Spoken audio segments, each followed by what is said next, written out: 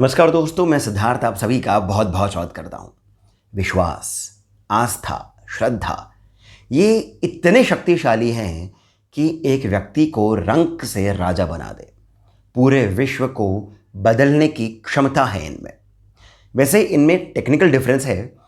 आस्था और विश्वास ये थोड़े से अलग हो जाते हैं, परंतु इस वीडियो में मैं इन सभी को एक ही गिनूंगा। इनके डिफरेंस पर मैं बात नहीं करूंगा। मैं बात कर रहा हूँ आपके मन से जो स्वतः ही भाव जागृत होते हैं उनकी। वैसे आज के समय में, आज के युग में जब आप अपने आसपास देखेंगे ना, और स्वयं को भी जब आप देखेंगे, तब आप पाएंगे कि हम थोड़े से ज़्यादा समझदार हो गए हैं, जिससे ये जो विश्वास है ये थोड़ा ज़्यादा कम हो गया है। इस समझदारी भरी दुनिया में हमें अब पहले प्रूफ चाहिए होता है। पहले आप प्रूफ दो, तब मैं विश्वास करूंगा। आप पहले मुझे विज्ञान बताइए, साइंस बताइए, तब जाकर के मेरी आस्था जो है वो जागृत होगी।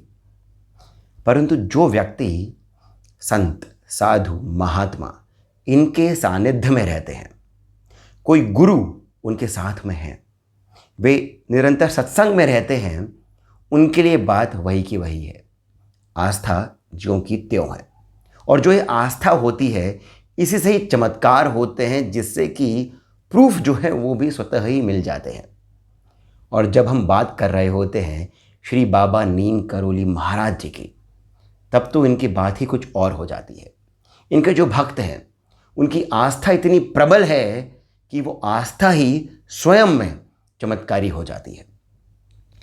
यदि मैं अपने स्वयं की बात करूं तो आप देखते ही होंगे इस चैनल पर हमने कितने सारे वीडियोस डाले हैं, जिसमें हमने महाविद्या के बारे में बात करी है, ज्ञानगंज के बारे में बात करी है, क्रिया योग के बारे में बात करी है, तंत्र के बारे में बात करी। यानी काफ़ी सारे जो विषय हैं वो बहुत गूढ़ हैं। उन पर अनुसंधान करते हुए, रिसर्च करते हुए बहुत समय लगता है, घंटों लगते हैं। कई सारी बातें दिमाग में चलती हैं, काफ़ी भारी काम हो जाता है। तो जब मैं थक जाता हूँ या फिर अपने निजी जीवन में भी यदि कोई उतार चढ़ाव आता है, तब यदि मन थोड़ा सा भारी हो जाता है, तो स्वतः ही मन से आता है कि बाबा नीम करोली जी के दर्शन हो जाएं, इनकी फ़ोटो को देख लिया जाए एक बार, या फिर इनके बारे में कुछ पढ़ लिया जाए। जितनी भी किताबें उनमें से कोई सा भी एक प्रसंग उठा करके मैं पढ़ने लग जाता हूँ। और ये भी स्वतः ही होता है। मेरी जो टेबल है जिस पर मैं काम करता हूँ, वहीं पर ही इनकी फ़ोटोग्राफ भी लगा रखी है। तो स्वतः ही मेरी नज़र इन पर पड़ती है और ऐसा लगता है कि ये कह रहे हैं, भाई क्यों परेशान हो रहा है, मैं हूं ना तेरे साथ। सत्य मानिए ऐसा होता है। अब ये मेरे मन के भाव ही हैं, परंतु ये भाव, इन भावों में इतनी शक्ति है कि ये मुझ में ऊर्जा प्रदान कर देते हैं। जो आज का प्रसंग है ये भी ऐसा ही है, उतना ही सत्य है। बाबा नीम करोली कई बार बहुत लंबी लंबी यात्राओं पर चले जाते थे। अपने साथ में ये हर बार एक व्यक्ति को रखते थे, जो ये व्यक्ति है ये काफ़ी गरीब थे। बाबा नीम करोली को उनको बोलते कि चलो आज हम यहाँ चलते हैं, और ये व्यक्ति उनके साथ में हो लेते थे। एक दिन बाबा नीम करोली ने इनको बोला कि ऐसा करते हैं हम कि आज बद्रीनाथ की ओर निकल पड़ते हैं। ये व्यक्ति गरीब थे। इन्होंने बोला लेकिन कि ठीक है बाबा, जैसा आप कहें, मैं बस अपने घर पर बता करके आता हूँ। ये घर पे गए, अपनी पत्नी को बोला कि मैं बाबा के साथ में जा रहा हूँ बद्रीनाथ की ओर। वैसे बाबा की सभी यात्राओं को यही संभालते थे, यानी यही सभी प्रकार के जो इंतज़ाम होते थे करते थे। गरीब थे, परंतु बाबा में इतनी आस्था थी। तो इन्होंने अपनी पत्नी को बोला कि मैं बाबा के साथ जा रहा हूँ बद्रीनाथ, कुछ दिनों बाद आऊँगा। यदि कुछ बात ऐसी हो जो तुम्हें लगता हो कि मुझे बतानी चाहिए, यानी यदि मैं होता तो मुझे बताती, तो ऐसा करना कि बाबा की जो तस्वीर है उसके सामने आप आ जाना और बाबा को बोल देना। दोस्तों समझिए कि इन व्यक्ति में बाबा के प्रति कितनी आस्था थी, कितना विश्वास था। इनकी पत्नी में भी उतना ही विश्वास था। उन्होंने कहा ठीक है। ये व्यक्ति चल पड़े बाबा के साथ बद्रीनाथ की ओर। कुछ दिनों में बाबा ने इन व्यक्ति को बुलाया और फटकारा। पहले तो ये पूछा कि तुम मेरे साथ क्यों आ गए। इन्होंने बोला बाबा आप ही ने कहा था। तो बाबा ने कहा, मैंने कहा था वो तो ठीक है, पर तुमने मुझे क्यों नहीं कहा कि तुम्हारे घर में राशन खत्म हो गया है, समाप्त हो गया है, तुम्हारे घर में खाने के लिए कुछ बचा नहीं है। ये व्यक्ति कुछ पूरी बात समझ नहीं पाए कि ये बाबा क्यों बोल रहे हैं ऐसा। कुछ घंटों बाद बाबा ने इनको फिर से बुलाया और कहा, बहुत बढ़िया हो गया है, कमाल हो गया है, वो कश्मीरी महिला आ गई है, उसने खाने का इंतजाम कर दिया है। अब ये जो व्यक्ति थे ये भी फिर से थोड़े कंफ्यूज हो गए कि बाबा ये क्या बोल रहे हैं, मुझे ऐसी बातें क्यों बोल रहे हैं। परंतु उनके मन में वही वाली बात फिर से आई कि जो इन्होंने अपनी पत्नी को कही थी, परंतु ऐसा कुछ प्रत्यक्ष होगा शायद इन्होंने भी नहीं सोचा होगा। जब इनकी यात्रा समाप्त हो गई, जब ये बद्रीनाथ से वापस आए, तब ये व्यक्ति अपनी पत्नी के पास गए। जब घर गए तो पूछा कि कुछ हुआ था क्या। तब इनकी पत्नी ने कहा कि आप जब चले गए थे तो कुछ ही दिनों में राशन खत्म हो गया था, पैसे भी बहुत कम थे, इतने की राशन भी नहीं आ पाता, खाने की किल्लत हो गई थी। तब हमारे पड़ोस में वो जो कश्मीरी महिला रहती हैं वो अपने आप से ही हमारे लिए राशन लेकर के आ गई और खाना भी लेकर के आ गई।